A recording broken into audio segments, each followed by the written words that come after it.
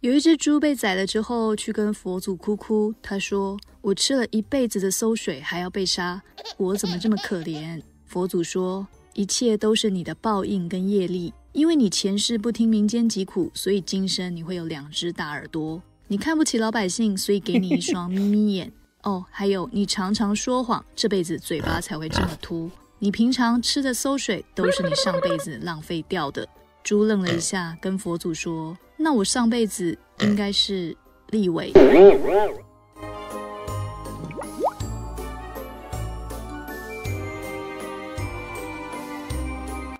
大家好，我是阿令，这里是淑女养成记。对不起，我刚才讲了一个不好笑的笑话。你应该有听过一句很久之前的名言：你的眼睛业障重。业力到底是什么呢？一般人常常用业力来解释恶行的后果，类似于报应。上个月你去孤儿院做志工，这个月你就自我感觉良好，觉得自己会中乐透。你不小心跟女友说谎，你会食指与中指偷偷交叉，害怕厄运之后会到来。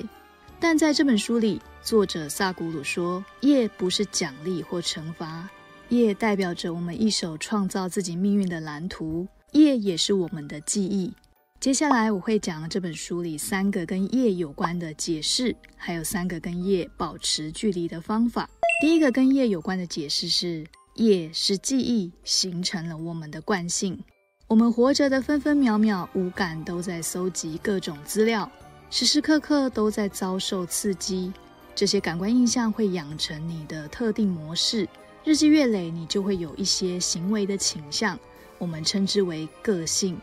关于个性，我之前有做过一本书名就叫做《个性》的说书影片，它也是我非常喜欢的一本书。想了解这本书的人呢，可以点右上角的连结，点击观赏。回到主题，这些倾向或者是我们的个性，有一个更好的词汇叫做习气，梵文的解释叫做气味。每个人都有着自己的气味，这里不是指你的汗臭味或者是体香味哦。我们的气味会决定我们吸引了怎么样的人，乃至于人生际遇。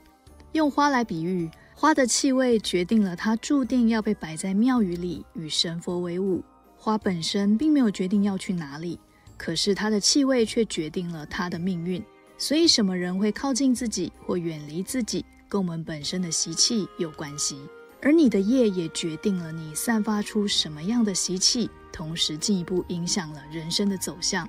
你有没有想过走进一个没什么人的讲座会场，但你肯定会有一些习惯，你习惯挑选某一排距离讲台有固定距离的位置。当每一次用惯性的喜好在挑选位置时，其实这里有我们的业，我们的记忆。因为留在熟悉的事物里会让我们很有安全感。也就是说，业是在毫无察觉下你自己所编写的一套软体模式，而且你还会每天根据周遭所吸收的信息来更新这套软体，它会让你整个人根据这个软体系统来运作。既然是一个系统，那就有它一定的固定路径，就像是你在 Mac 笔电上点了 iWork， 基本上就是不会跑出 Word。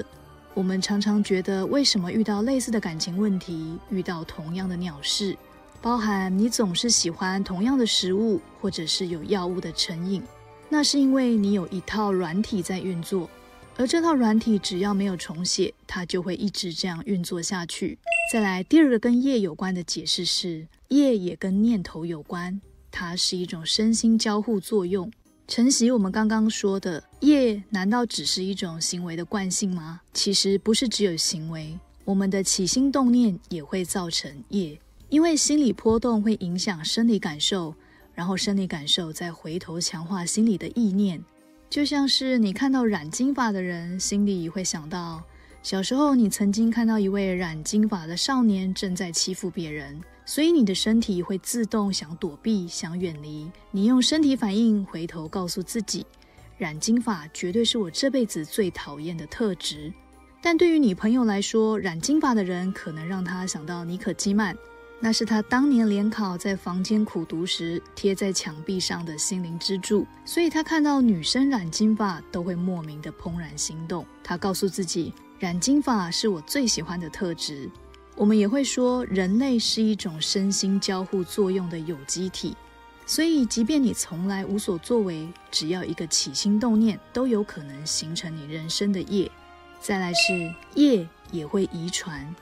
既然业代表记忆，代表念头，代表习惯，那是不是业只存在于我们曾经记得的事情上呢？其实这只对了一半。我们自认为的自己其实都是记忆的产物，也可以说你现在所以为的你都是过去的你。比如我们的身体是吃进一堆食物营养所长成的模样，我们的头脑是由我们吸收的想法跟印象所变成的，甚至我们不小心闻到的味道，或者是耳朵无心听到的话语，都会被我们的身体默默吸收，而且是无时无刻。甚至有人说，遗传学的本质也是一种业，一种记忆。就像是原住民很会唱歌这件事，我们从头到尾只会归纳成那是一种基因，是一种天赋。可是事实上，我查了一下网络的资料，似乎没有任何科学研究显示原住民的声带构造跟非原住民的人们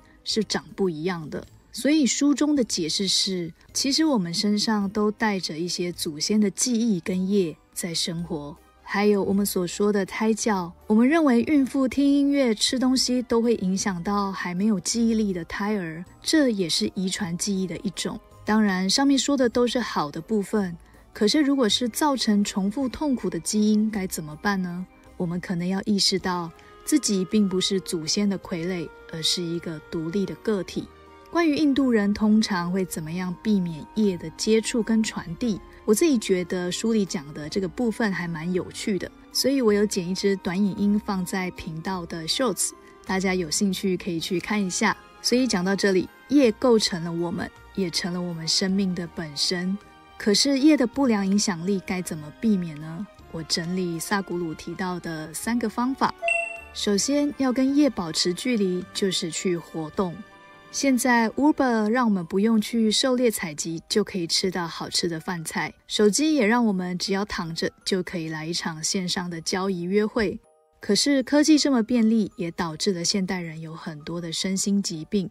是因为我们不活动，没有办法消除业的能量。所以萨古鲁提出的一个说法就是去活动。我们透过去动，将体内大量不安定的能量消耗掉，就可以消除这些业。还有当我们身体在做高强度的运动时，内心往往处于另一种平静之中，同时也更容易减缓其他的生理冲动跟欲望。所以我们也可以印证，现代有些人的确透过了运动让某些身心疾病获得了好转，因为在跑步、跳舞、游戏等活动之中，我们会进入心流，这个时候你无法连结任何记忆，这个时候的你也跟过去断开了，在这时业不会对你产生作用。第二个是全心投入一件让你感到自由的事。说到运动，当然不能不提到瑜伽。萨古鲁本身也是一个瑜伽大师，你很有可能有听过哈达瑜伽，或者是你以为瑜伽就是在地上铺一块垫子，然后把身体在上面凹折来凹折去。但书中瑜伽是萨古鲁告诉我们的是，还有另外一种瑜伽叫做业瑜伽。业瑜伽说的其实就是劳动，也可以说是行动瑜伽。有些人会说，是不是所谓的做公益、做善事就是行动瑜伽？某方面来说是这样的，但是如果我们是靠着压抑跟勉强的心态去做善事，那也不符合业瑜伽的本质。所以业瑜伽的真正的定义指的应该是去从事那些让我们能够解脱，让我们感到自由，而且可以全心投入的活动。当你处在这样的状态时，也在跟你的业断开连结，保持距离。最后一个方法是放下分别心。有的人个性有排他性，好恶分明，有的人个性比较具有包容性，四海一家亲。我们有身份认同，所以会有自己的喜好，也会有容易被吸引与感到排斥的东西。我们会说这叫做分别心。可是萨古鲁的说法是，这种个体性跟分别心会造成我们的束缚，因为当我们有了喜好跟评断是非优劣的时候，我们就陷入了自己的系统，开始运行自己的那一套模式了。而事实上，一个人跟其他宇宙是密不可分的，我们并不是一个个体，所以试着放下分别心，去体会地球上所有的人事物都跟我们自己有关，这也是一种跟业拉开距离的方法。关于这本书的介绍，我就先在这里告一个段落。其实这本书还有很多值得谈的地方，但因为我本身没有上过它的课程，也不是非常了解瑜伽，所以我只谈一些大众比较好理解的关于业的解释。当初接触萨古鲁，主要是我表哥是他的粉丝，他向我推荐了这位瑜伽上师灵性导师的影片，所以呢就引起我去看这本书的兴趣。看完这本书后，我认为这本书并不是我们以为的那种很虚无缥缈的身心灵书籍，其实它还蛮有可看性的。说到身心灵，我想谈谈所谓的神秘学。可能有一些人会认为算命、占星、身心灵、宗教等等都被归类在神秘学、玄学，可是我认为在这个领域中，他们还是有一点分别的。比如说去算命跟去探索身心灵与自我成长，那有点像是古代人相信明天太阳会从东方升起，虽然这个古代人并不知道为什么，但是他就是相信。我认为算命也是这样，算命师通常会告诉你命运的结果，不管怎么样，你信就对了。但是我们现在不只会相信太阳会从东方升起，还对这个现象有进一步的认识，因为我们学到了地球会绕着太阳公转的知识，所以我们不只相信，而且知道是为什么。就像是我们现在所探索的身心灵或者是自我成长，它让我们知道性格导致了命运。而当我们选择迷信或者是相信算命师说的悲惨的命运，有的时候就很像是我们拿来放任自己延续某些固定习气或者是不好惯性的理由，最后当然也会形成某种自证预言。所以我真心的觉得，当我们认为自己身心很脆弱、磁场很不好的时候，尽量少去算命。今天的说书时间就到这里啦，喜欢的人记得帮我按赞、按订阅、开启小铃铛。我是阿令，淑女养成记，我们下次见喽。